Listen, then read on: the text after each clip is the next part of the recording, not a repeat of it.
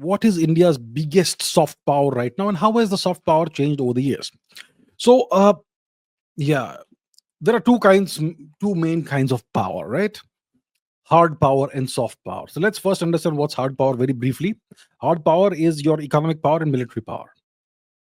That's essentially what it is, the combination of those two things. And there are other factors also, like your geographical area, your population, your power projection ability, how sovereign you are, how energy independent you are, all of that.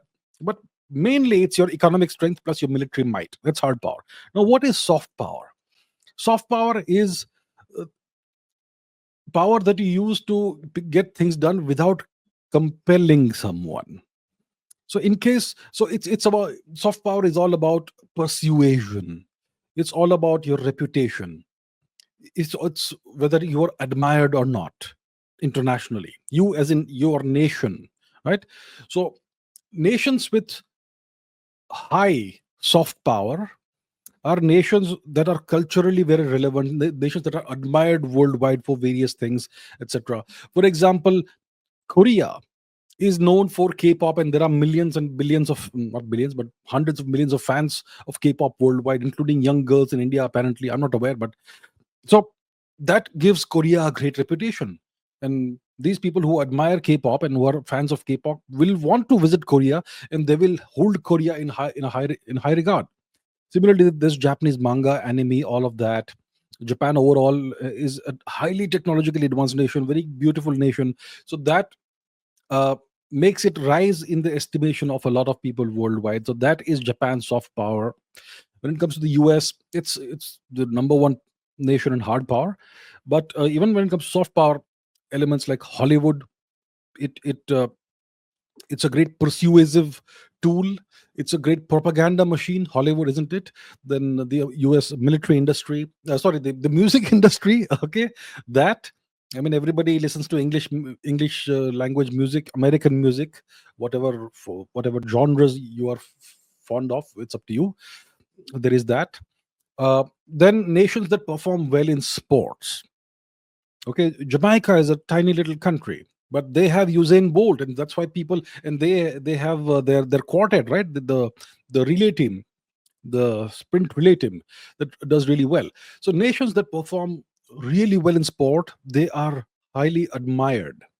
You may not love those nations, but you admire them, you respect them for their achievements. So all of these are elements of soft power.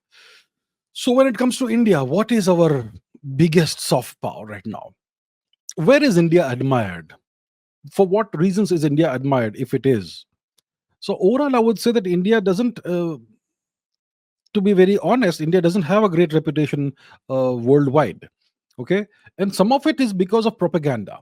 There's a lot of propaganda online these days that seeks to malign India, and people see India as a dirty nation. They still associate India with open defecation, because there's been a lot of hullabaloo in the past 5-10 years about ending open defecation and providing toilets to the entire population.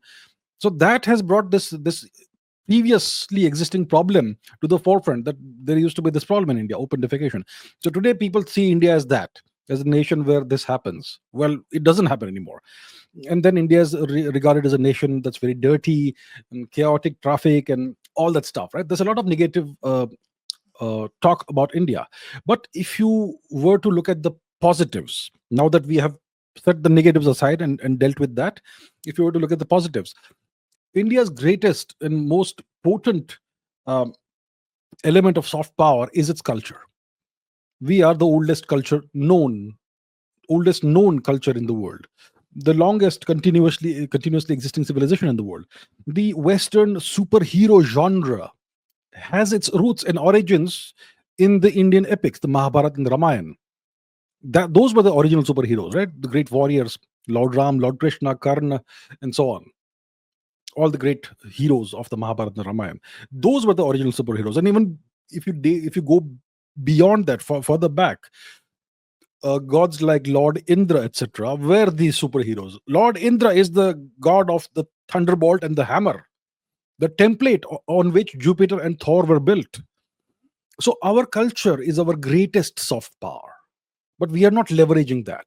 Our culture manifests itself in so many ways. our great temple architecture, the great monuments we have across the nation, or length and breadth of the nation, uh, our classical music, our theater forms, our classical dances and non-classical dances. This classical non-classical division in dances is artificial. I would say our indigenous traditional dances, folk dances, and what they class some people classify as classical dances, uh, or literature. But all of this is dying today. So the thing about culture is that you need to be prosperous to build culture, to create culture, to generate culture. uh, if you look at the European Renaissance, it happened it happened as a consequence of the great prosperity that Venice and Florence uh, achieved during the Middle Ages. It's only when these places became highly, tremendously prosperous that the Renaissance happened, the cultural Renaissance, the European Renaissance. And historically, India, the incredible cultural output of India was only possible because of the great wealth India used to have. And today, India is, well, a poor nation. Per capita GDP is very low. It's terribly low. Uh, and without state support for Indian civilization decays. So right now, India's biggest soft power ought to be its culture, but there's nothing being done to promote culture. Uh, and promotion of culture, and a new resurgence, efflorescence, renaissance of Indian culture will happen only when India becomes increasingly more prosperous. Of course, the government has departments and ministries and whatnot dedicated to culture, but they are not doing their job. Okay, to be very frank, to be very honest. So India's biggest soft power ought to be India's culture. Culture is your big soft power. Also, if we become better and better at sport, and we start achieving more in sport, then that's gonna be another element of our soft power. If India starts winning 20, 30 gold medals in the Olympics, then that transforms people's perception of the nation. So all of this put together is what constitutes soft power. India is doing a very poor job. Just making slogans like "Incredible India" is not going to transform India into an incredible nation. It's not going to transform India's soft power. The government needs to invest real money, non-trivial sums of money, into promoting Indian culture, tourism, etc. So that's not being done right now. And the ministries, etc., exist, but I'm not sure if they are being run properly. And I would say they are the worst performing ministries in India, the Ministry of Culture. And even education is soft power. Why do students want to go to the US or the UK or to Australia, or wherever else? Because these nations have well, until recently they had excellent education systems, don't they? There was a time in the 70s, etc., when India had a reasonably good reputation in education, and people from African countries and Eastern Asian countries would come to India. Students would come to India to study, but that's not the case anymore. No one ever comes to India anymore. Instead, Indians go to even nations like Bangladesh and Ukraine and where not to study. So education can be another element, very powerful element of soft power. If we have a genuinely excellent education system, then the whole world, students from the entire world will flock to you, like we had in the past, the great universities in India: Nalanda, Takshashila, Tilhara, Vikramshila, Odantapuri, so on, so forth, so on, so forth. We currently are a nation of low standards, and that's why we don't have too much soft power. The perception, the overall reputation of India is overall, especially in the West, it's kind of negative. Okay, and we need to change that. So that's the answer. That is the answer.